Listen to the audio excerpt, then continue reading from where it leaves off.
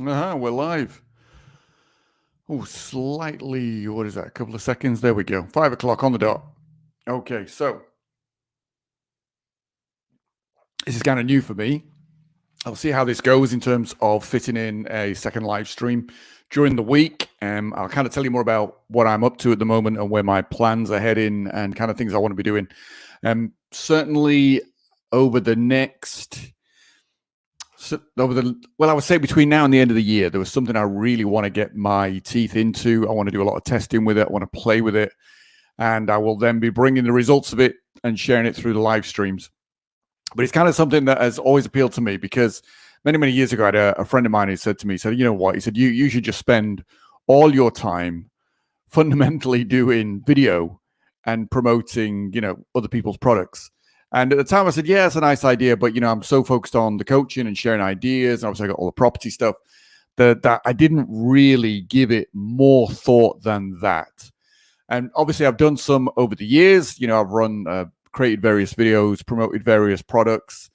And interestingly, I was going back through all my journals. As you know, if you've listened before, I'm a big journal keeper. And I was kind of going through it, and I don't know, I was maybe last 10 years, maybe more than that, 15 years even. And interestingly, all the things I've tried, like at one point, I remember getting intrigued. I get this thing, like, I don't know about you, but I get this thing in my head where somebody shares an idea with me. And if it catches my imagination, I'm very much I'll give that a go. And I think, I'm not sure what it is, whether it's just compulsive curiosity or a desire to see, can I do something with that? But years ago, I did something called CPA, cost per action, where you basically got paid per lead. And that still exists, but this was in the early days of it. And at the time, you used to have to speak to one of the reps at one of the companies that organize these kind of things. And you'd have a chat with them, and they determine whether you were suitable for their organization, whether you were the kind of person they wanted to work with. So, and it was good. I spoke to probably 2 or 3 of these companies at the time. They all were like, yeah, this is all cool, get going. And so I just ran various offers, and they were all, interestingly, I think perhaps because all I did was apply my same skill set. Like everything I've ever done is influence. If anybody says to me, what skills should I teach my kids, I always say influence. If you can teach your children influence, they'll never go hungry, they'll never starve, they'll always have something they can fall back on in some form or another, whether it is like selling for another organization. Obviously, that's huge at the moment. I think with the explosion of a number of coaching type companies going down the route of, they call it high ticket, and obviously doing a lot with people on the phone, commission-based salespeople. So that's always going to be in demand. That always has been, always will be. Then, of course, you get the things like being able to apply that and speaking on stage, like I spent most of my career doing. That's all influence. But I took that and obviously applied it online. And so I was doing these pay per lead type things. So, I joined one of these organizations. Well, I got vetted. Yes, as I say, you have to speak to them, you get vetted. They're like, oh, cool. And then, you pick a product, like you go in, a bit like ClickBank. You go in, you find something, and you just sort of go, oh, I like that offer. That sounds interesting. And you do something with it. So I was going back through my journals, I was reading this, and, all the offers that I've promoted, all the ones that have worked really well. And then because of the fact that my primary focus during that time was stage and, obviously running around the world speaking, I never turned them into real businesses. They were like, oh, I got that working, aren't I clever? And kind of left it at that. But it always stuck with me, like what my friend had said, which was, you should do more video and you should just promote more products. And I would say today, and I made a post about this a couple of days ago, that the technology and the direction it's gone and the ability to make creating video so much easier, that we're at a place where creating videos is easy. You don't even have to be on camera. You don't even have to use your own voice. Like literally, I've got a piece of software, I forget what it's called now, but I mean, there's tons of these things out there. I've got a piece of software at the moment where I just write a script, it reads it, and I can choose from, something like 400 different voice types. So literally, I can like, even if you narrow it down to the ones that are just in English, because obviously it covers all languages, it'll even translate my text into something else. So even if I go with the ones that are in English, I can pick US English, Australian English, UK English. It's just incredible. So you could literally create a video from a script there is software now that will go through your script and kind of try to interpret what the point in the line. Like I give you an example. Like when I create a presentation, I set up the slides, and each slide is really one key point that I want to get across. And obviously, like a picture tells 1,000 words, so the slides effectively are my storyboard, and each storyboard, I can then obviously talk around it for as long or as short as I wish. But it's one key point. So if you translate that into a script, then it's like, this is the key point. This is what I want to say. So the software will go through that script and attempt to interpret what you're trying to say, and then suggest a particular video or a particular image that represents what you're trying to say in it. Does that make sense? So it's really clever. It goes through and does this, and doesn't always get it particularly right, or I guess some of it might be my personal opinion. It like goes through it, it does what it does, and I go, oh, actually, I think there's a better way of explaining that, or a better image to go with that, and you tweak it a little bit, and that's it. But then you've kind of got a video's done, and then it'll, the voice stuff goes through, and obviously you got a voice to go with it. So even though they sound a little bit robotic at times, they're not perfect, they're not exactly human, they're good enough. And they're good enough to the point where they work. Like you could run them for certain offers and they work, they generate sales, which is kind of interesting, and it's very exciting. So I'm going to spend the rest of the year actually devoting a fair chunk of time to that, because I'm looking at it from a point of view of, can I apply my skill, create more videos through just literally writing a script, like coming at it from an influence point of view? Can I write tell a great story, put that into a script, turn that into a video, have another, software do the voiceover for me so I don't have to do it myself, and then use that to kind of promote certain offers. So I'm going to give that a go. I'm going to give that a certain amount of attention. I really want to turn that into something which is a ongoing income stream. So that's part of it. The other side, of course, then is this side of things, which is where I still haven't fully decided exactly where I'm going to go with this. I mean, yes, I've got courses out there, which obviously I'm promoting. I'm going to continue doing that, but I haven't fully decided how I want this to unfold over the next few years, but I will get around to it. But what I did want to share in this video was I touched on this idea of habits and workflow, and I mentioned this in the post at the beginning of the week in the group. So I want to take that a little bit further. So I'm also a little bit up against the clock. I decided that I would do this on a Tuesday, and obviously I'm going to continue to do this on a Thursday morning as well. Thursday morning tends to be a lot easier. Like everyone's at school, kids are at school. I've obviously got the work day to myself. Friday, I have got, as it turns out, this is not every Tuesday, but this Tuesday, my eldest son is playing football in less than an hour, like kickoffs in less than an hour. So I'm going to take him and I want to watch him. So I am a little on the clock, but no worries. I think there's plenty of time to share what I want to share. So I've pulled up a couple of slides. Let me just share a screen. Let me grab the right one. Here we go. There we go. So I said in the title of this that an ancient principle from Aristotle solves a modern problem. The modern problem is distraction. As Errol, my mentor, used to say to me, all distractions are equal. So it doesn't matter what the distraction is, it's a distraction. It gets in the way of you doing the things you need to do. And I thought I'd share this with you because Aristotle had a great phrase, and it ties directly to what I want to share with you today and give you an example of as well. So I put this up here because I think this is a guiding philosophy for me. Whenever I study something and whenever I really get involved in something, I like to have a way of categorizing the information.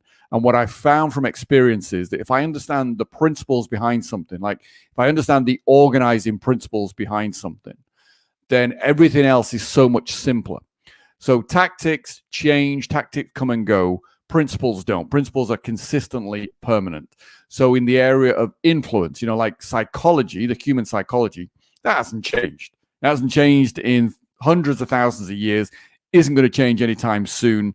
No matter how sophisticated we think we are, we're still driven by the same kind of fundamental needs, the same organizing principles. So if I understand those, and I do, then obviously I can change the tactics to suit the environment. I can change the tactics, like certain tactics I can use on stage that I can't use online. So that's a change of environment. That's a change of context. But the principles don't change. And that's the important part. So if I can wrap my head around the principles, I can create tactics all day long. And as a tactic expires, I can come up with a new tactic. Or I can see something somebody else is doing and actually I was talking to a friend of mine about this yesterday. I was saying that, a lot of what I do is really based around the idea of creativity. And that creativity isn't really about starting with a blank page. Creativity is really being able to pull in other ideas that you've seen and maybe connect them in different ways or apply them in a different environment. That's really what creativity is. There's not, like old phrase, there's nothing really new under the sun. It's just maybe different ways of connecting it. And that's what creativity is. But if you've got the principles, then you can put those hooks in. You've got those kind of categories. You've got those hooks in your mind that you can hook things onto. So principle permanent, tactics are temporary. And let me bring up the slide so that they move forward. Then you'll see them change. There we go. As Aristotle said, we are what we repeatedly do. Excellence then is not an act, but a habit. So if you want to be a high-performance entrepreneur and you want to be successful online, then it's not about playing with time management tactics. What it's about is recognizing that it's about changing your habits.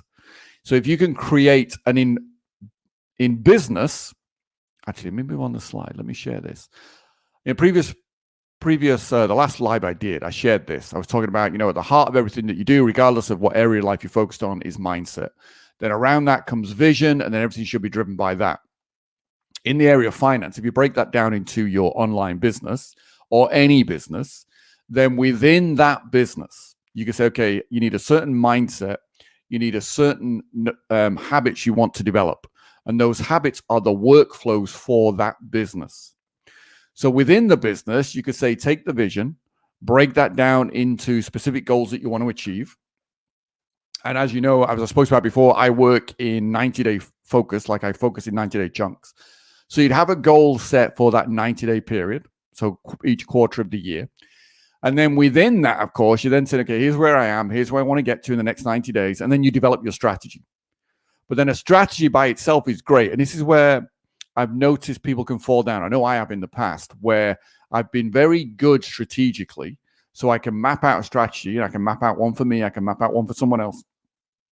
However, what you tend to find is people are either very good strategically, as in they're good at seeing the big picture and mapping things out, or they tend to be very good tactically, which generally means they're good at just taking action. Like, so someone who is very tactical oriented will just go, you know what, I'll make something work. If getting on the phone and calling people cold is going to get me leads, I'll just do that all day.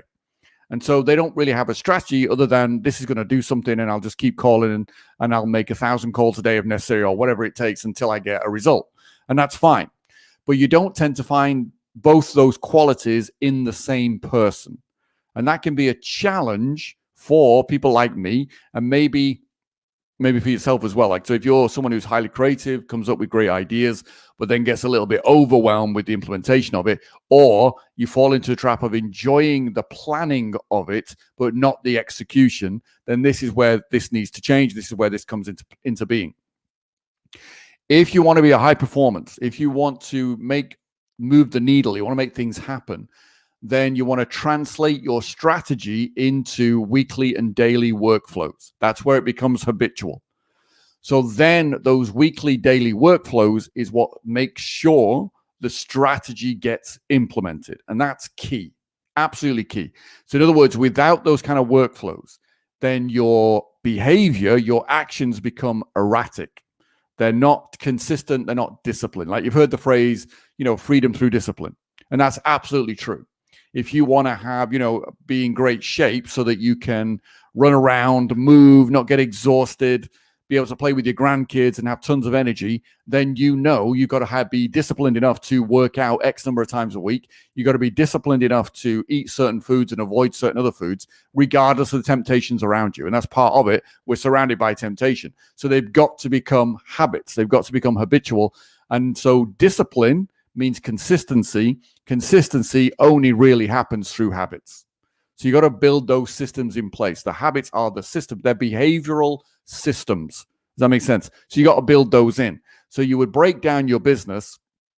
And I was thinking about this morning, actually. I was writing this down in my journal. I was thinking about this, that you can look at your business, okay, what kind of business you want to run? And based on your life vision, that then influences the business model you want to create. So, if you're within your life vision, like you put, like, for example, part of your life vision is really understanding what's important to you, the values that are important to you. So if my highest value is freedom, which it is, then of course I don't want to build a business that's going to require, 120 hours a week from me, because that would be the complete opposite of freedom. Obviously, then, in order to give me more freedom, we want more leverage. I've built business in the past where I've had lots of employees. I don't really want to do that anymore. So I want freedom from all that hassle as well. So we've got the internet, we've got leverage. That's a great start. So you build a business model, you focus on creating a model that will give you the vision that you want, the freedom that you want, the income that you want. And that isn't something which necessarily happens out the gate. That's something you've got to start with, best guess, and then you start moving forward. I think I mentioned in the last live stream that, I've spent most of this year kind of looking for my ideal business model. I think I'm close to it, but again, it'll get tweaked as I move forward. And certainly over this last quarter, the reason that I'm going to be spending so much time kind of focusing on my skill of creating pitch videos, small pitch videos, adverts, if you like, and then using those to promote various other people's products. It's kind of twofold, really. One is, as a model, it's something, as a business model, it's something I can do quite easily in very little time. It gives me a lot of freedom. Secondly, I'm leveraging the technology. So I'm using artificial intelligence. I'm using the technology available through the internet, the leverage available through the internet, to give me what I want, which is freedom and income. So I'm doing all of that. So I'm leveraging that. I'm letting the technology take over most of the work.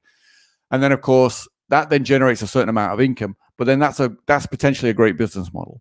What that doesn't give me, of course, is that sense of fulfillment of being able to help other people. So what I learned from doing that, I will bring into my coaching to help, you and other people who follow me to be able to obviously learn from my mistakes, I guess, so that I can share ideas, I can break it down, I can give you strategies, insights into what makes it work, what doesn't make it work. And you can apply it to any business. So I can apply a lot of that to the coaching world. So if you want to create more clients, then there's obviously ways of doing that where you have not as much time involvement, but you still get, leveraged impact, leveraged income.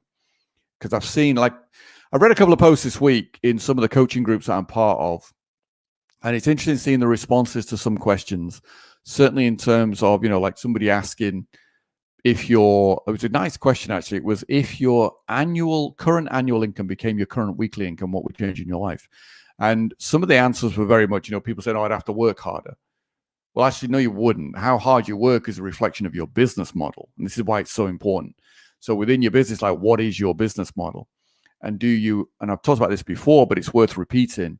If you want freedom and you want income beyond your own efforts, you have to build leverage into your business model.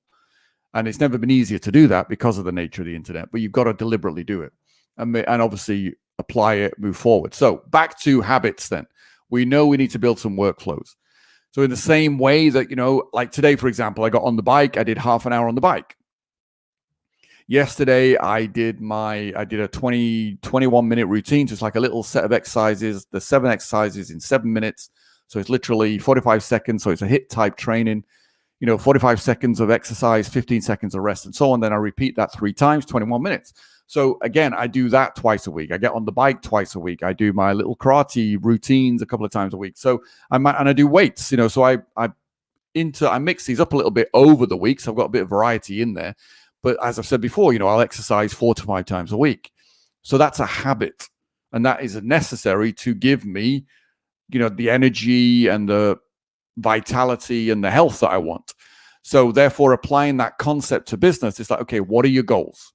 So your goals will be a certain level of income, certain number of clients, maybe a certain number of clients per quarter. If you are in the field or in the realm of doing more one-to-one coaching, you might say, okay, I need X number of clients a week, or I need, in a given quarter, I need X number of clients. And then I want to be able to deliver a certain whatever you do, whatever result you deliver for your clients, and you want to do that in a certain level of time. And you might say, okay, I need to make, I don't know, $10,000 a month. So let's say $30,000 a quarter. And you only want to do, 10 hours of coaching a week. That's fine. Then you build your business model around that. And there will be certain habits within that. Obviously, one of the key habits is to build your audience. So I want to use this as an example. But basically what I'm saying is, you would take your goal, you would then develop your strategy based on the goal you want to achieve, Within your business, of course, that will influence your business model as well. So business model and strategy, the two key components of being successful in business. Once you've defined your business model, once you're clear what your strategy is, then within that strategy, you then develop the workflows. Those are the habits that you will follow on a daily and weekly basis that will deliver that goal. In other words, that's what moves the needle. That's what allows you to make progress. So I want to give you an example here. I touched on this before in a previous live stream, but I want to talk about it in a little bit more detail, is building your audience. So I would suggest if you are a coach or some sort of expert, in other words, you're giving yourself or require some sort of expert maven positioning, then part of that is building your audience. Part, is building your following. It's a key component of it. If you're going to launch something, it's hard to launch it if you've got no audience. If you're going to sell something, it's hard to sell it if you've got no audience. It'd be a bit like me turning up to do a pitch event, and I've hired the room and I've got the stage in and we've got everything sorted out, and I turn up to do my 90-minute pitch and there's nobody in the room. It's very hard to make sales when there's nobody in the room. So you've got to have that audience. So you want to build that following. Now, building a following by itself, in and of itself, does not mean that you make sales. You probably make more than somebody who doesn't have an audience. You just by virtue of the fact you can say, oh, I'm going to do some coaching, anybody interested? You probably get somebody interested. And there's ways of maximizing the sales. But that's the second part of your strategy. So the first part of your strategy, build your audience. That wants to be ongoing. Second part of your strategy, obviously promote your product, your program, whatever it is. And there are different ways of doing that, smarter ways of doing that. But habits for building your audience. So I thought I'd give you this as an example. So at the heart of this, I've put live stream. So I'm, as rough as this is at the moment, and I know this is going to get better because obviously anything is worth doing is worth recognizing. It's worth being bad at in order to get better at. That's how I look at things. I'm more than happy to be bad at something. What I want to do is get started, turn it into a habit, and get better at something. So I've decided heart of my strategy for building an audience, and you can just replicate this, is to use live streams, because live streams are a great way to create content. So if I say, okay, the heart of this is a live stream. So if I'm going to be doing these consistently twice a week, we'll see how this goes. Well, even let's say you're going to do it once a week. So the heart of that, you got one live stream. So then there's like, what do you do pre-live stream? So you've decided what the topic is. Then you want to create a pre-video, a teaser video. So in other words, main event is the live stream. And it is an event because it happens at a specific time on a specific day. Bit like a TV show, it can happen at a specific time, a specific day each week. So then it becomes consistent, it becomes habitual. It's a weekly habit. But then in order to make that effective, in order to leverage that to grow your audience, and obviously you need to get more eyeballs on that. So best way to do that is to let the world know you're going to be doing a live stream. So first of all, take the content and do a short pre-video. Now I'm playing with lengths of video at the moment because I kind of think that I should be able to create a video ad. Now, if you're smart, you'll realize that if I'm creating video ads to promote my live stream, and I've also talked about, I've got another business model I'm running where I'm basically creating video ads to promote other people's products as an affiliate, then what's the commonality? Video ads. So therefore, I spend a lot of my week writing and creating video ads. I speed the process up by leveraging the technology that's out there to create those kind of things, as I mentioned earlier in the live stream. So that, to my mind, is smart. It's like I'm trying to take all the things I need to do and reduce them to as few actions as possible. So if it's the same thing, repeat it. So I'm not trying to do loads of different things. Therefore, my focus needs to be in lots of different places. My focus really only needs to be in one place: video ads. That's it. And then the rest is easy, like coming on camera and just talking about something. I can do that without any preparation whatsoever. Might not always make sense to everybody else, but I have some cohesion, some focus. I literally can set a goal in my head of like, okay, I want to talk about this and just talk. Won't necessarily be a great pitch because it wouldn't necessarily be designed as a pitch. Like if I want to do a pitch, then that takes some thought. That takes me sitting down in advance, deciding what the slides are, deciding what the compelling argument is, deciding what the offer is, and putting all that together. But to actually just stand up and talk on a topic, I find very easy. So the live stream can literally be just off the cuff. So as in this one, maybe it shows, as in this one, a couple of minutes beforehand, I just knocked up a couple of slides to kind of keep me on track. So live stream is the content I'm going to use. So pre-live stream, I've already decided in advance I'm going to be talking about workflows, which is habits. In my head, it was then like, okay, how do I connect workflow to making more money? How do I then make that more sexy?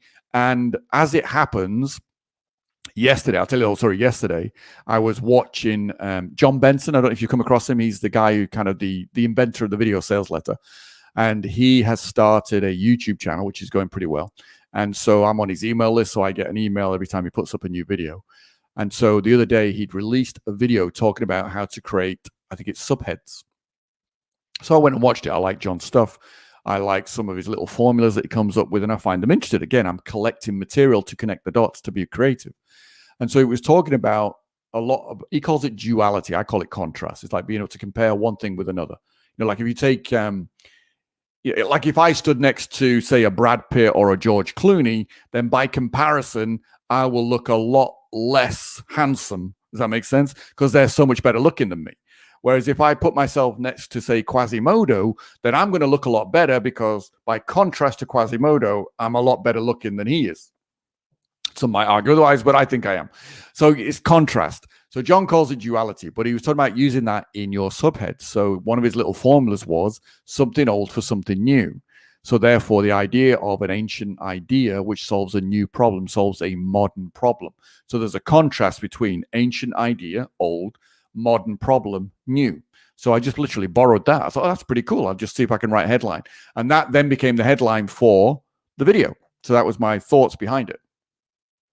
So I put that together. So then you got a little video. Now, what can you do with that video? You can promote it. Now, at the moment, I'm just playing with this organically. So I'm putting it out and seeing what happens. What I'm going to do next stage is literally put some money behind that. So I will start creating more of these little videos. As I see them becoming more successful, in other words, I'll start to narrow down my formula for creating them. And so therefore, repetition being the mother of skill, I will get better at creating them. And like anything, I will create something, run it, look at the results, create something else, improve on those results. That's the goal, obviously, to continue to improve until eventually I've got something where it's more second nature. It's easier for my, I'll have created more connections in my own nervous system. So coming up with ideas for those will be faster because the nervous system will build these roads, these connections of kind of neurons, which will allow me to do that. So I'm going to put some money behind them and then promote them. Of course, if you start doing that, what happens? You get more people on your live stream.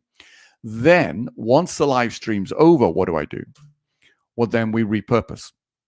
So at the end of the live stream, do a quick summary and then start taking pieces of the live stream and repurposing those into shorter videos, which I can then, again, repurpose and promote on other platforms. So I can put them on Facebook, I can put them on Instagram, I can put them on YouTube, I can put them on LinkedIn.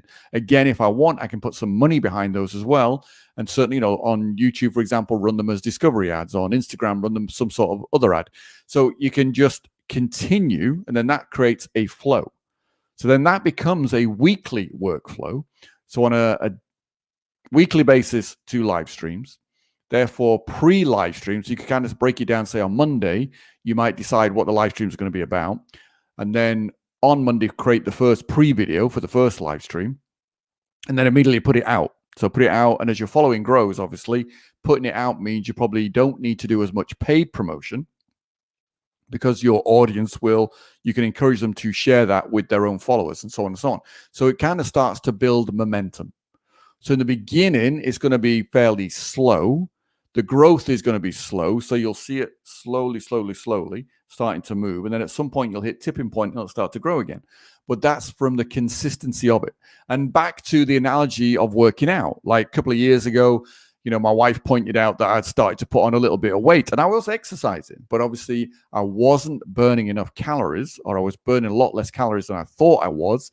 So therefore I was eating too much. I'd allowed my habits to change, to slip. So I needed to kind of change that. And I did.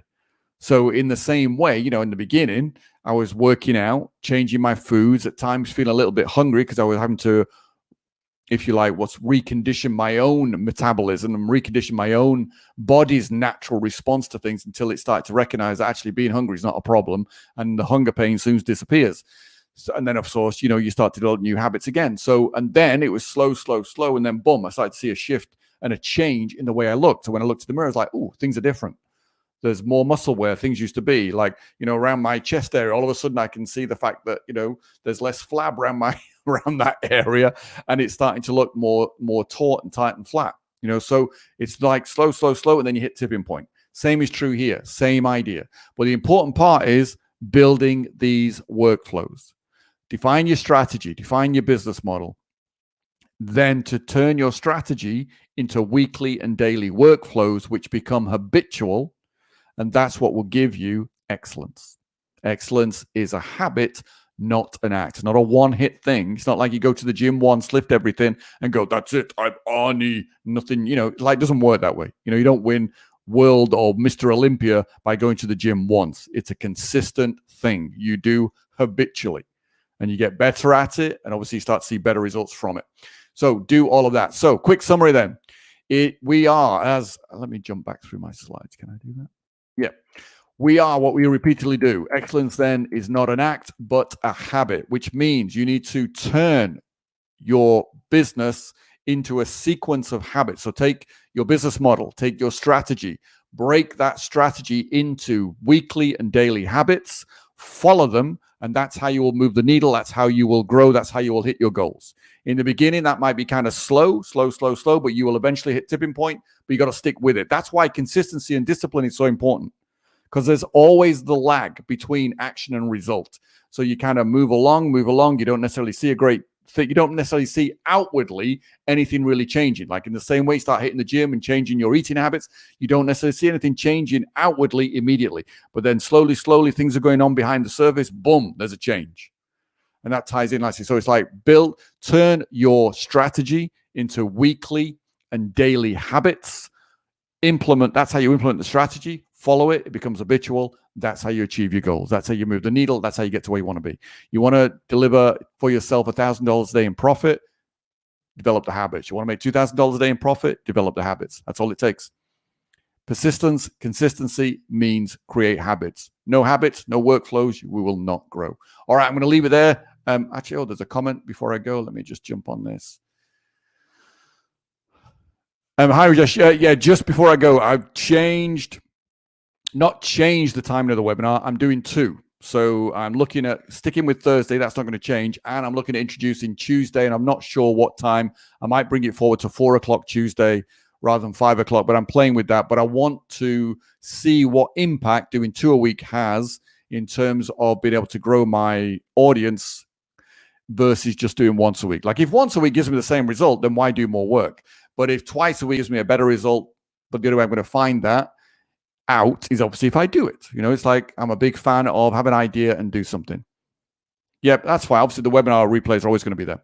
All right, so I am going to wrap this up now. I know it's been a short one, but I think a very impactful one. Certainly, the key message is develop your workflows, make them habitual so that you actually get the growth that you want. And I'm going to take Harrison, my eldest, to his football match and watch him play football this evening. All right, I will catch you on Thursday at 10 o'clock British summertime. And other than that, have a great week. Take it easy.